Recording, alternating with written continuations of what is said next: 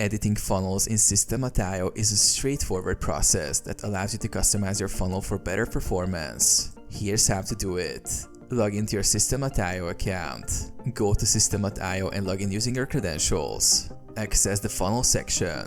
From the dashboard, click on Funnels in the left-hand menu. You will see a list of funnels you've created. Select the funnel you want to edit by clicking on its name. Choose the funnel step to edit. Inside the funnel, you will see a series of pages or steps. Click Edit next to the funnel step you wish to modify.